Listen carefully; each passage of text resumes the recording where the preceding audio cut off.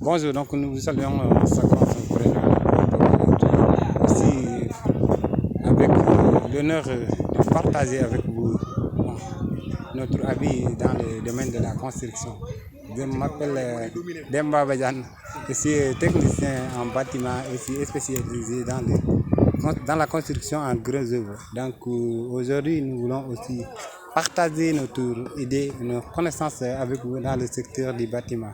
Parce qu'il y a aussi des contraintes qui sont liées dans la construction. Donc avant de cela, d'entamer les explications, je vous laisserai avec mon ami aussi de se présenter avant qu'on entame les explications techniques. Ok. Bonjour, je me nomme Marie Gaye. Je suis technicien en bâtiment, en même temps élève à l'école HFN. Là, c'est mon ami, en même temps collègue, c'est Demba Badian, le technicien supérieur. Merci. Ok, donc pas mal que dañuy wax français mais day am wolof aussi parce que des fois bon il y a des explications yoo xam ne bon j'ai pas les mots clairs ou exactement les mots pour vous les dire en wolof. Donc là il va falloir vous expliquer en français. Donc nous allons directement passer à l'explication technique pour la réalisation d'une dalle. Donc pour la réalisation d'une dalle, il y a des travaux à faire préalablement. Ces travaux sont en première le coffrage. Parce que pour nga def dalle bi maintenir dalle bi en hauteur, il faut que nga def lu ñuy wax le coffrage. Coffrage bi mooy les tirants, mooy la réalisation des tirantages, mooy bant yi en principe boo xoolee mooy bant yi nga xam ne foofu lay nervures yi di tegu. Parce que boo tegee bant yi bu pare ci ngay mën a placer nervures yi pare nga teg poudre yi teg ferraillage bi. Mais aussi pour placer tirantage bi dafa am répartition parce que foofu pour nga def répartition bi nous allons se référer à la cotation brute. Donc foofu dañ jël lu ñuy wax cotation brute parce que boo xoolee techniquement il y a deux types de cotation. Am na lu ñuy wax la cotation brute et la cotation finie. La cotation brute mooy la cotation qui est sans enduit ni revêtement, alors que la cotation finie ou architecturale mooy la cotation après enduit. C'est la dimension restante du local après tous les revêtements et enduits, même peinture, y compris les couches de peinture. C'est ça qu'on appelle la cotation architecturale ou la cotation finie. Mooy la cotation bi ngay obtenir après enduit tous les travaux, mooy l'espace restant après tous les travaux, mooy la ñuy wax la cotation finie. Mais là nous sommes en présence d'une cotation brute, mooy cotation sans enduit ni revêtement. Cotation, tous les éléments sont en cotation brute, amagul enduit amul dara. Donc foofu cotation boobu la ñu utiliser pour l'instant. Puis dañuy jël répartition du tirant. Nañ la ñuy placer tirant yi avant que ñuy teg élément bi parce que foofu da ngay am la cotation brute am mbokkal si fer boobu ma woon la. Da ngay am la cotation brute mooy d'axe à axe, li mooy cotation brute bi axe à axe. Donc cotation bi waaw mooy cotation brute mooy axe à axe bàyyi. Léegi cotation bi buñ ko déterminer ba pare nan ngay calculer tirantage bi da ngay bàyyi 35 à partir de la poutre là gis na da ngay bàyyi 35 fii fii nga bàyyi 35 fois 2 ça fait 70. Il y a 70 moins il y a la cotation là, la dimension brute moins 70. Cette dimension restante c'est la même dimension que tu vas diviser par 80 pour avoir la répartition des tirants. Tu as vu. Donc, la dimension restante de la cotation brute divisé par 80. Une fois cette cotation divisée par 80, ça vous donne le nombre de tirants nécessaires pour maintenir le plancher. ça vous donne automatiquement le nombre de tirants nécessaires pour maintenir la dalle. Puis après boo defee calcul boobu bi déjà da ngay obtenir un nombre. Là-bas c'est très important à préciser parce que foofu un nombre entier ngay am. Boo amee un nombre avec partie décimale, il y a deux parties, il y a deux solutions qui sont possibles. La première, mooy la truncature, je pense, tu as déjà étudié ça. Boo amee la truncature, c'est à partir de 0,1 à 0,5. Par exemple, boo defee calcul bi nga am 5,02. 5,02 da ngay maintenir 5 parce que tu es entre 1 et 5. Donc da ngay maintenir 5 tirants moo lay jox répartition normale. Boo amee à partir de 5,5 à 5,9 da ngay arrondir là-bas da ngay am 6 au lieu de 5 da ngay am 6 tirants avec la répartition, mais la répartition va varier. Dans ce cas, tu auras une répartition de 75 au lieu de 80. Da ngay am une répartition de 75. Donc mooy le cas qu'on a étudié ici. Léegi boo paree foofu da ngay jël le sens de la longueur. Pour le sens de la longueur, dans ce cas da ngay encore déterminer le nombre des étés nécessaires pour soutenir le tirantage. Là c'est la même chose, hein. Da ngay defaat aussi fii 30. Fii da ngay bàyyi 30 après 30 nga bàyyi fii 30 fois 2 ça fait 60. Da nga def la répartition. La répartition c'est 80. Tu prends cette cotation brute moins 60. Le résultat obtenu, tu divises par 80, ça vous donne le nombre d'étés nécessaires et de tirants pour ce local. Maintenant, une fois qu'on a fait cela, nous allons passer, au placement des nervures. Une fois coffrage bi pare na, trouver nga le nombre nécessaire, da ngay placer les nervures. Lii mooy nervure, élément. Techniquement, appellation technique, nervure là. Mais en langage courant, on l'appelle élément. Mais techniquement, c'est nervure. Donc foofu dañuy dem ci placement des nervures. Parce que boo xoolee placement des nervures, il y a une poutre porteuse. Mooy poutre bi nga xam ne mooy accueillir nervure bi. Donc poutre bi war a accueillir nervure bi, il faut aussi à calculer à partir de la hauteur de B. Parce que foofu on est là à 2,7 m. Donc la hauteur de cet étage est à 3,15 m. Donc on a une chaînage de 30. On doit avoir un plancher de compression 12 plus 4. Donc on a un plancher de compression de 12 plus 4. Donc les nervures sont aussi 12. N'oubliez pas ça. Donc pour déterminer la hauteur libre du chaînage, il y a 30 moins la hauteur à couler, c'est 17. Tu dois avoir ici 13 parce que tu dois avoir, après le 13, il faut prévoir l'arrobase. Donc pour prévoir l'arrobase, vous voyez ce que vous allez avoir. Il y a une variation de 1 cm de dépassement de la chaînage sur le rouleau. Donc fii da ngay am 13 boobu fii nga am 12 moo lay permettre gis nga ferraillage bi day ñëw accroché directement ci chaînage bi. Mais bu fekkee ne da nga am fii 12 am fii 12 da ngay am problème parce que problème bi mooy pour nga dugal ferraillage bi tu es obligé nga lem ferraillage bi barre de fer bi bu mu mën a jaar fii. Donc dans ce cas c'est pas le cas sollicité. Donc fii da ngay bàyyi 13 contre 12 pour nga xam ne ferraillage bi bu ñëwee day am librement placement normal. Du ko day accroché fii wala mu accroché ko fii directement day am placement normal direct. Léegi foofu bu paree foofu dañuy ñëw encore placement bi fii dañuy déparé fii élément gis nga élément bi moom nga déparé fii da ngay affleurer ak poutre bi aligné parallèlement ak poutre bi sës ak moom da ngay parallèlement sës ak poutre bi aligné ak moom. Léegi boo parallèle ak poutre bi da ngay amaat deuxième nervure gis nga. Donc boo amee nervure bi da ngay placer fii nga am espacement de 45. Mais là il y a une exception parce que nous sommes en présence des ordures industriels dont la dimension c'est 44,5. Mais en principe le règlement général la dimension générale c'est 45. Et donc on n'a pas 45, mais on a 44,5 parce que c'est une exception, une variation. Beau jégé fofu. Là encore, après répartition, dañuy déterminer la longueur à développer pour les nervures, la longueur des fers à développer pour les nervures. Fofu, da ngay jël cotation brute en même temps, comme nous defoon fee.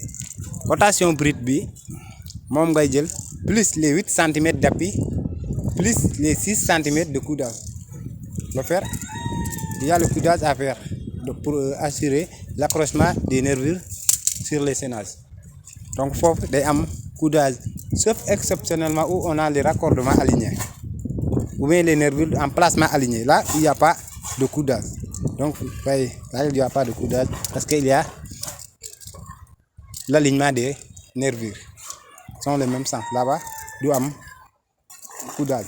Mais pour déterminer la longueur brute du nervure, retenons qu'on doit automatiquement prendre la cotation brute plus les 8 cm d'appui plus les 12 cm des deux coudages.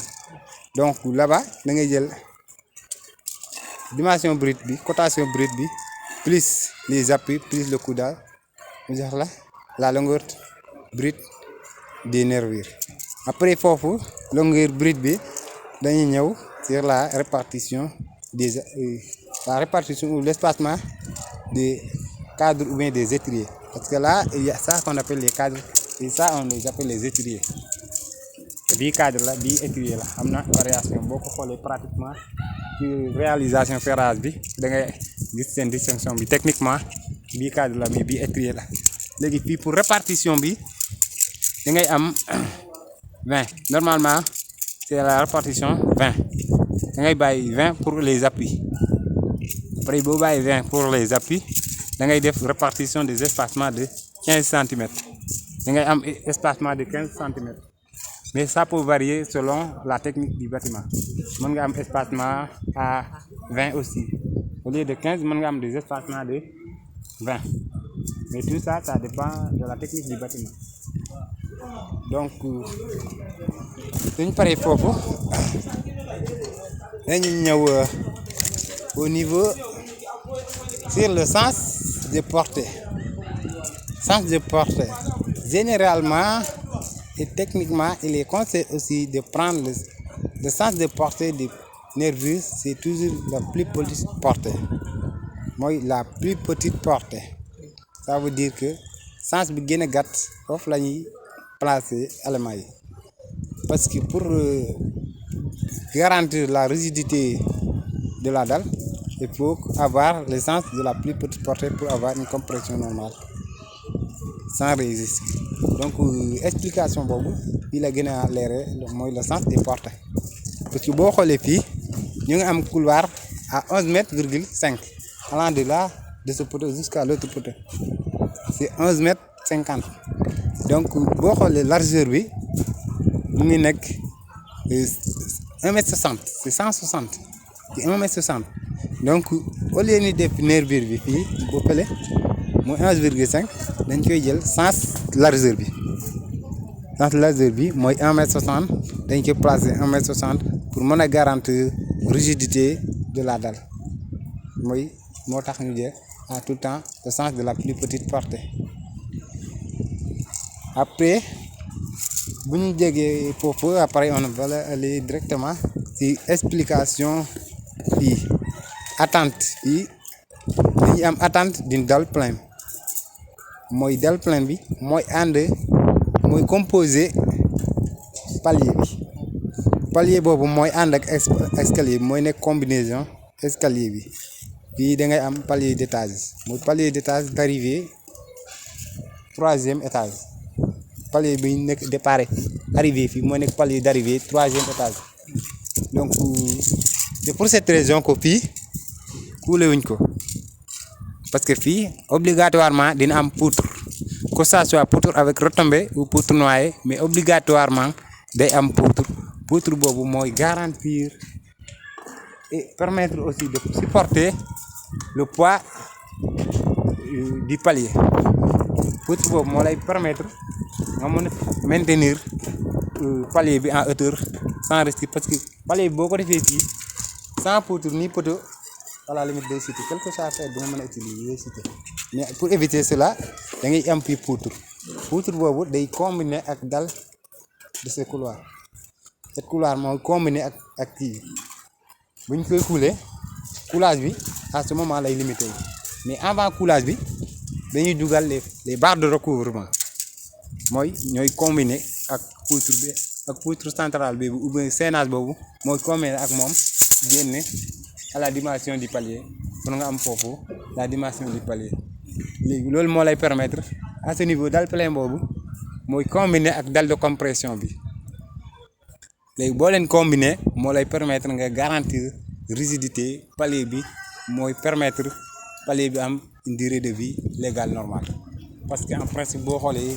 certains paliers ou auvent yëpp dañuy citer faille foofu bâtiment bi c'est lié à ce problème donc après cela dañuy ñëw sur les exceptions qu'il y a parce que fii boo xoolee am nañu une exception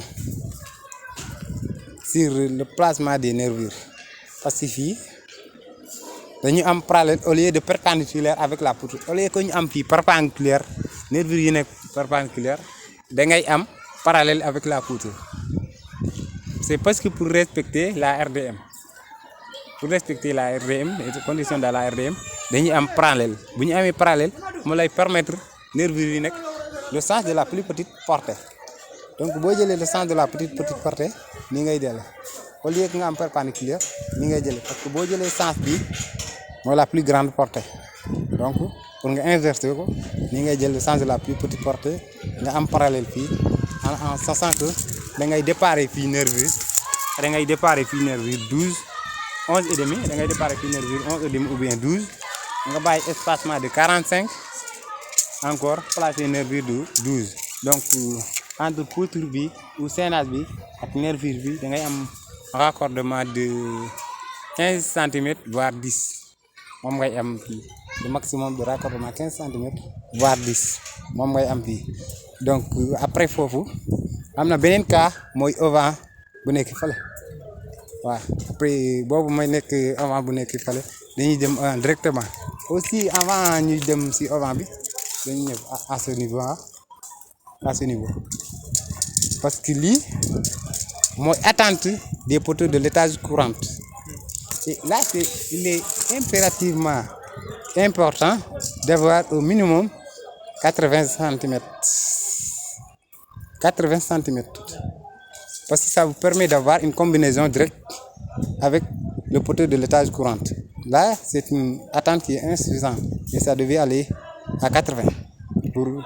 Ça vous permet de faire une combinaison normale avec l'étage courant.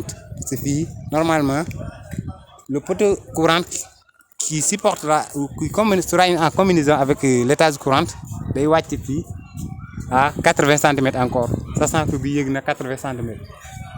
Donc fii da nga am double compression parce que fii déjà am nga diamètre de 12 da nga ñëwaat encore nga doubler waat le barre de 12 ou diamètre de 12 à 80 encore mooy rigidité étage courant parce que boo xoolee fii déjà 12 nga am 80 da nga indiwaat beneen et là gis nga amul cadre mais poteau de l'étage courant buy ñëw day indaale ay cadre poteau boobu bii la ñuy insérer ci biir boobu donc boobu mooy recouvrir bii directement day dugg foofu ñu fixé ko boobu day wàcc fii mooy l'étage courant bi da ngay am beneen attente foofu bu ñu jógee foofu gis nga après dañu ñëw fii sur la portée des nervures parce que fii boo xoolee ci portée bi par rapport ak balcon bi gis nga foofu dañoo amoon portée parallèle ak chaînage bi ou poutre bi mais fii dañoo am sens perpendiculaire la ñu am fii di am sens parallèle mais perpendiculaire la ñu am avec la poutre parce que fii dafa nekk la plus petite portée bii dafa tombé nga am la plus petite portée moo lay permettre plus petite portée boo ko respecter avec la RDM moo lay permettre nga am cette sens de portée perpendiculaire avec la poutre mais cette sens de portée de la poutre vous permet aussi de garantir la rigidité de cet auvent. Parce que n'oubliez pas que auvent bi da ngay am fii 2 briques ou 2 ourdous de 12. Mais les 2 ourdous c'est 20 fois 2 ça fait 40. Moom ngay am auvent bi plus les arrobases c'est 250 250 ça vous donne 5. Donc nécessairement fii da ngay am 45. Mooy permettre nga am auvent bi. Léegi auvent bi dañ koy couler à hauteur libre.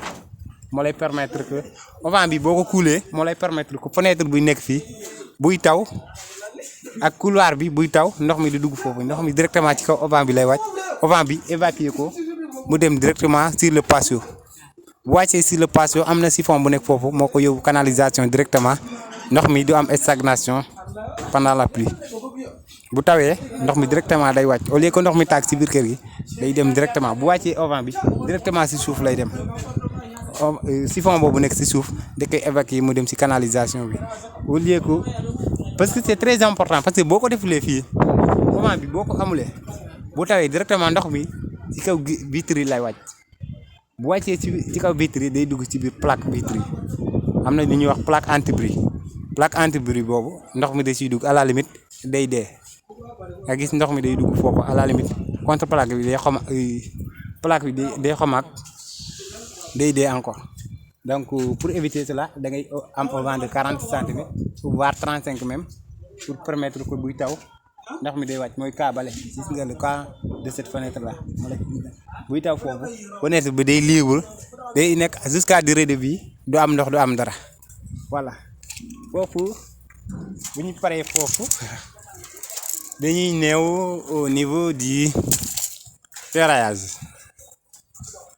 Donc dañ ñëw au niveau du ferraillage parce que ferraillage bi da ngay xool la parce que généralement mooy gis nga espacement bi da ngay jël la longueur des briques moins voyez là où il y a 11 fois 2 ça fait 22. Si tu prends cette dimension là donc finalement là-bas c'est 50. Là normalement si cette cotation là-bas c'est 50. Cet axe-là, avec cet axe, c'est 50. Maintenant, tu prends les 50, moins 22, le résultat obtenu divisé par 2, ça vous donne l'espacement. Ça vous donne l'espacement ou la répartition de cette ferraillage. Maintenant, pour trouver le nombre de barres nécessaires, là-bas automatiquement, vous avez le nombre de briques. Directement, tu multiplies par 2. Le nombre de briques là, direct, tu as là combien de nervures? 1, 2, 3, 4, 5, 6, 7. Tu as 7. Tu prends 7 fois 2, c'est 14. Tu auras nécessairement 14 barres pour la répartition des travées. Maintenant, s'il s'agit des portées, là-bas, automatiquement, le nombre de briques égale au nombre de fer.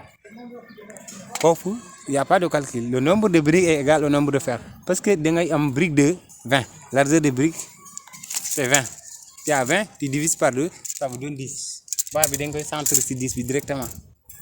Si le sens de la longueur, chaque brique compte une seule barre. Si le sens de la largeur, c'est 2 barres par brique. Donc, puis, le sens de la longueur, à mon calcul, automatiquement le nombre de briques égale au nombre de barres. Et si c'est le sens de la largeur, tu prends le moins les espacements divisé par 2, ça vous donne l'espacement nécessaire. L'espacement nécessaire multiplié par 2, ou bien le nombre de briques multiplié par 2, ça vous donne le nombre de barres à utiliser pour le ferraillage. Maintenant, les barres à traver plus ce nombre de barres à utiliser, de travées plus le nombre de portées, ça vous donne le nombre total de barres ou bien des aciers à utiliser pour cette locale. Ça vous donne le nombre total de ce local. Mais là, nous sommes en salon. Ça vous donne le nombre total à utiliser. Après cela, on arrive ici à ce niveau. Parce que c'est très important aussi pour contraindre les effets de flambement. Parce que là-bas, il y a les effets de flambement. Mais, heureusement, on a accroché les fers sur les chaînages. pour que, en plus que s'il y a du poids, les ferraillages va pouvoir résister. Plus qu'il y a du poids, mais on a déjà accroché les fers, ñu am résistance moo lay permettre parce que contrairement boo xoolee fii tu as vu nañu accroché bii alors que bii accroché wuñ ko bii liggéey bii moo pareegul mais bii dina ko accroché mais boo xoolee sens bi ak bii gis nga bii boo am accroché nañ bii amul accrochage gis nga booy def nii fer bi en plus que day am poids gis nga espacement bu muy am bii gis nga moo lay tax day wàcc bàyyi dal bi en plus day am poids ferraillage bi du mën a contenir compression bi donc day wàcc mais fii contrairement gis nga am na accrochage mënul dem mais fii contrairement gis nga accroché wuñ ko donc c'est très important ferraillage bi boo ko réaliser il est obligatoire nécessaire nga coudé ko mu ñëw fii pour nga garantir rigidité bâtiment parce que gis nga nga amee rigidité gis nga fii au contraire mënul bouger mais fii amu ko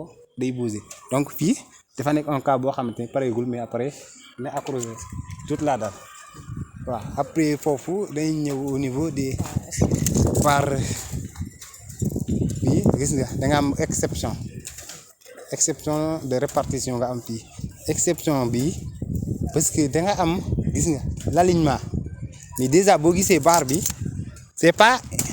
ça n'appartient pas à la répartition barre bi ça n'appartient pas à la répartition barre bi bokkul ci répartition locale bi répartition couloir bi ak chambre bi la mais pour ne pas faire le gaspillage du ferraillage renforcer aussi la compression moo tax mu conserver barre bi mu jàll mais si c'était dans les conditions respectées barre bi fii la waroon yem fii ak fii foofu la waroon yem parce que mooy appartenir local bu jóge fii ñëw fii donc normalement barre bi foofu la waroon yem mais pour renforcer la compression de la dalle c'est pour cette raison mu bàyyi barre bi mu continuer mais la règle générale mooy 2 sur 3 2 barres sur 1 totalement c'est 3 barres 2 sur 1 danga am 2 barres sur 1 maintenant une fois cette répartition déjà fait da ngay am une chose ici da ngay am ce qu'on appelle les mailles puis da ngay am ce qu'on appelle les mailles voyez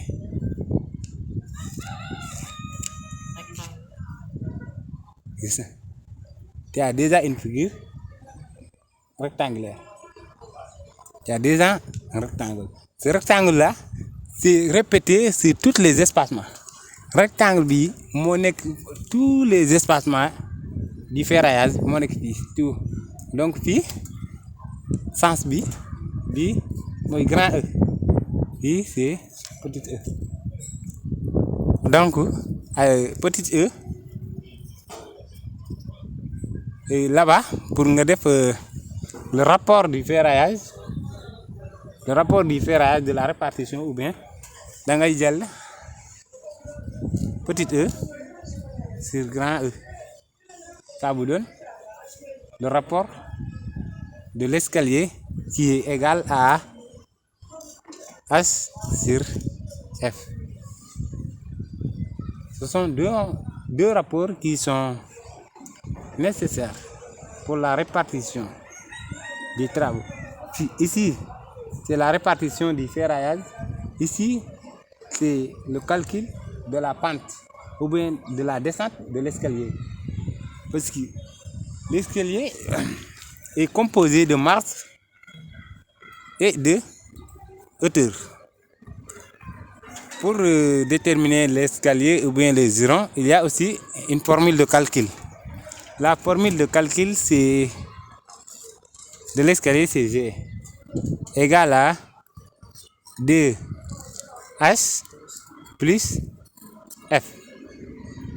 2H plus F. Là, généralement, on a maintenu c'est égal à 63. Pourquoi on a 63? On a maintenu que l'écart le plus commode entre les pas d'une personne, 1, 2, comme ça, cet écart est égal à 31,5. Maintenant, ce 31,5, c'est ça qu'on a multiplié par 2, ça vous donne le 63. Donc le 63 là est égal à 0. Ce 0 là est égal à la distance entre deux nez de masse de l'escalier. Vous avez eu le G là est égal à 63 égal à la distance entre deux nez de masse ou bien deux nez de contre-masse. C'est égal à 63. 63 c'est égal à 61,5 fois 2. Si tu fais comme ça, tu marches librement, sans pression ou sans autre contrainte, librement si tu marches, et pas comme ça, sont égales à 31,5. Vous voyez, l'espacement des pas de la marche libre, c'est 31,5. Maintenant, les deux pas égales à G. Les deux pas égales à un 0 de l'escalier. Et les deux pas égales à 31,5 fois 2, ça vous donne 63. Maintenant, là, on a déjà déterminé les 63. C'est G. On a maintenu ça techniquement. Maintenant, pour calculer la hauteur, directement, tu as déjà déterminé G égale à 63. Là-bas, il n'y a pas. G égale à automatiquement 63. Donc, le reste à déterminer. Prenons exemple F égale. F égale à G moins 2H.